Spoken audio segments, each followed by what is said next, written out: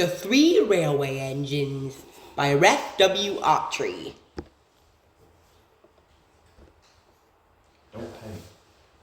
Edward's Day Out. Once upon a time, there was a little engine called Edward. He lived in a shed with 5 other engines. They were all bigger than Edward and boasted about it. "The driver won't choose you again," they said. "He wants big, strong engines like us." Edward had not been out for a long time. He began to feel sad. Just then, the driver and fireman came along to start work. The driver looked at Edward. "Why are you sad?" he asked. "Would you like to come out today?" "Yes, please," said Edward. So the fireman lit the fire and made a nice lot of steam. Then the driver pulled the lever and Edward puffed away. "Peep, peep," he whistled. "Look at me now." The others were very cross at being left behind. Away went Edward to get some coaches. "Be careful, Edward," said the coaches. "Don't bump and bang us like the other engines do." So Edward came up to the coaches very, very gently, and the shunter fastened the coupling. "Thank you, Edward," said the coaches. "That was kind. We are glad you are taking us today." Then they waited to the station where the people were waiting. "Peep, peep," whistled Edward. "Get in quickly, please." So the people got in quickly, and Edward waited happily for the guard to blow his whistle and wave his green flag. He waited and waited. There was no whistle, no green flag. "Peep, peep, peep, peep. Where is that guard?" Edward was getting anxious. The driver and fireman asked the station master, "Have you seen the guard?" "No," he said. They asked the porter, "Have you seen the guard?" "Yes, last night," said the porter. Edward began to get cross. "Are we ever going to start?" he said. Just then, little boy shouted, "Here he comes!" And then the guard was running down the hill with his flags in one hand and a sandwich in the other. He ran onto the platform, blew his whistle, and jumped into his van. Edward puffed off. He did have a happy day. All the children ran to wave as he went past, and he met old friends at all the stations. He worked so hard that the driver promised to take him out again next day. "I'm going out again tomorrow," he told the other engines that night in the shed. "What do you think of that?" But he didn't hear what they thought, for he was so tired and happy that he fell asleep at once. Edward and Gordon. One of the engines in Edward said was called Gordon. He was very big and very proud. "You watch me this afternoon, little Edward," he boasted, "as I rush through with the express. That will be a splendid sight for you." Just then, his driver pulled the lever. "Goodbye, little Edward," said Gordon as he puffed away. "Look out for me this afternoon." Edward went off too, to do some shunting. Edward liked shunting. It was fun playing with trucks. He would come up quietly and then give him a pull. "Oh, oh, oh, oh, oh," screamed the trucks. "Whatever is happening?" Then he would stop and the silly trucks would go bump into each other. "Oh, oh, oh, oh," they cried again. Edward pushed them until they were running nicely, and when they weren't expecting it, he would stop. One of them would be sure to run onto another line. Edward played till there were no more trucks. Then he stopped to rest. Presently, he heard a whistle. Gordon came puffing along, very slowly and very crossly. Instead of nice, shining coaches, he was pulling a lot of very dirty coal trucks. "A good train, a good train, a good train," he grumbled. "The shame of it, the shame of it, the shame of it." He went slowly through with the trucks clattering and banging behind him. Edward laughed and went to find some more trucks. Soon afterwards, a porter came and spoke to his driver. "Gordon can't get up the hill. Will you take Edward and push him, please?" They found Gordon halfway up the hill and very cross. His driver and fireman were talking to him severely. "You are not trying," they told him. "I can't do it," said Gordon. "The noisy trucks hold an engine back so. If they were coaches now, clean, sensible things that come quietly, that would be different." Edward's driver came up. "We've come to push," he said. "No use at all," said Gordon. "You wait and see," said Edward's driver. They brought the train back to the bottom of the hill. Edward came up behind the brake van, ready to push. "Peep, peep, I'm ready," said Edward. "Poop, poop, no good," grumped Gordon. The guard blew his whistle, and they pulled and pushed as hard as they could. "I can't do it, I can't do it, I can't do it," puffed Gordon. "I will do it, I will do it, I will do it," puffed Edward. "I can't do it, I will do it, I can't do it, I will do it, I can't do it, I will do it." They puffed together. Edward pushed and puffed and puffed and pushed as hard as ever he could. And almost before he realized it, Gordon found himself at the top of the hill. "I've done it, I've done it, I've done it," he said proudly, and forgot all about Edward pushing behind. He didn't wait to say thank you, but ran on so fast that he passed 2 stations before his driver could make him stop. Edward had pushed so hard that when he got to the top, he was out of breath. Gordon ran on so fast that Edward was left behind. The guard waved and waved, but Edward couldn't catch up. He ran on to the next station, and there the driver and fireman said that they were very pleased with him. The fireman gave him a nice long drink of water, and the driver said, "I'll get you out my beautiful paint tomorrow and give you a new coat of blue with red stripes. Then you'll be the smartest engine in the shed."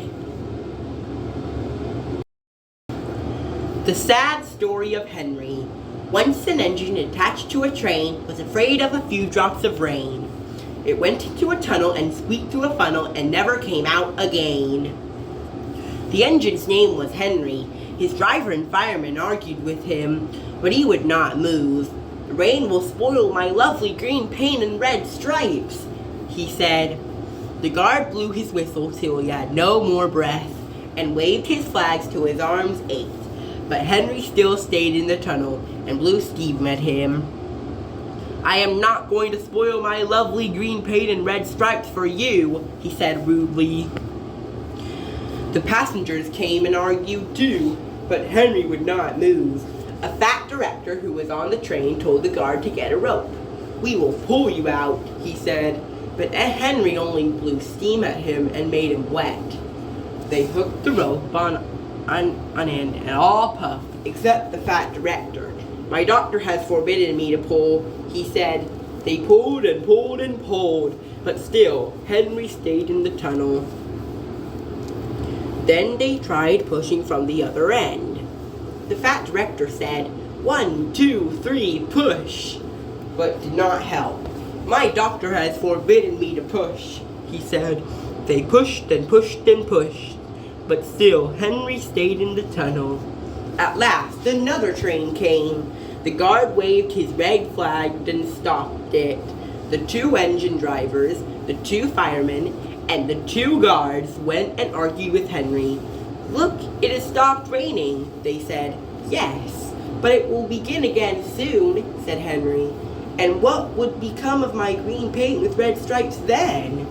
So they brought the other engine up, and it pushed and puffed and puffed and pushed as hard as ever it could. But still, Henry stayed in the tunnel. So they gave it up. They told Henry, "We shall leave you there for always and always and always." They took up the old rails, built a wall in front of him, and cut a new tunnel. Now Henry can't get out, and he watches the trains rushing through the new tunnel. He is very sad because no one will ever see his lovely green paint with red stripes again. But I think he deserved it, don't you? Edward, Gordon, and Henry. Edward and Gordon often went through the tunnel where Henry was shut up. Edward would say, "Beep, beep, hello," and Gordon would say, "Poop, poop, poop, serves you right." Poor Henry has no steam to answer. His fire had gone out. Soot and dirt from this tunnel roof had spoiled his lovely green paint and red stripes. He was cold and unhappy and wanted to come out and pull trains too. Gordon always pulled the express. He was proud of being the only engine strong enough to do it. There were many heavy coaches, full of important people like the fat director who had punished Henry. Gordon was seeing how fast he could go. "Hurry, hurry, hurry," he panted. "Trickety-tock, trickety-trot, trickety-trot," said the coaches. Gordon could see Henry's tunnel in front. In a minute, he thought, "I'll poop, poop, poop at Henry," and rushed through and out into the open again. Closer and closer he came. He was almost there, when crack, wheesh! He was in a cloud of steam, and was going slower and slower and slower. His driver stopped the train. "What has happened to me?" asked Gordon. "I feel so weak." "You've burst your safety valve," said the driver. "You can't pull the train anymore." "Oh dear," said Gordon. "We were going so nicely too. Look at Henry laughing at me." Gordon made a face at Henry and blew smoke at him. Everyone got out and came to see Gordon. "Humph," said the fat director. "I never liked these big engines. Always going wrong. Send for another engine at once." While the guard went to find one, they uncoupled Gordon and ran him on a sliding out of the way. The only engine left in the shed was Edward. "I'll come and try," he said. Gordon saw him coming. "That's no use," he said. "Edward can't pull the train." Edward puffed and pulled and puffed, but he couldn't move the heavy coaches. "I told you so," said Gordon rudely. "Why not let Henry try?" "Yes," said the fat director. "I will." "Will you help me pull this train, Henry?" he asked. "Yes," said Henry at once. So Gordon's driver and fireman lit his fire. Some plate layers broke down the wall and put back the rails. And when he had steam up, Henry puffed out. He was dirty, his boiler was back, and he was covered with cobwebs. "Ooh, I'm so stiff! Ooh, I'm so stiff!" he groaned. "You'd better have a run to ease your joints and find a turntable," said the fat director kindly. Henry came back feeling better, and they put him in front. "Peep, peep," said Edward. "I'm ready." "Peep, peep, peep," said Edward. "So am I." "Pull hard, pull hard, pull hard," puffed Edward. "We'll do it, we'll do it, we'll do it," puffed Henry. "Pull hard, we'll do it, pull hard, we'll do it, pull hard, we'll do it," they puffed together. The heavy coaches jerked and began to move. Slowly at first, then faster and faster. We've done it together," said Edward and Henry. "You've done it, hooray, you've done it, hooray, you've done it, hooray," sang the coaches. All the passengers were excited. The fat director leaned out of the window to wave to Edward and Henry. But the train was going so fast that his hat blew off into a field where a goat ate it for his tea. They never stopped till they came to the big station at the end of the line. The passengers all got out and said, "Thank you," and the fat director promised Henry a new coat of paint. "Would you like blue and red?" "Yes, please," said Henry. "Then I'll be like Edward." Edward and Henry went home quietly, and on their way, they helped Gordon back to the shed. All three engines are now great friends. Wasn't Henry pleased when he had his new coat? He is very proud of it, as all the good engines are. But he doesn't mind the rain now, because he knows that the best way to keep his paint nice is not to run into tunnels, but to ask his driver to rub him down when the day's work is over. The end.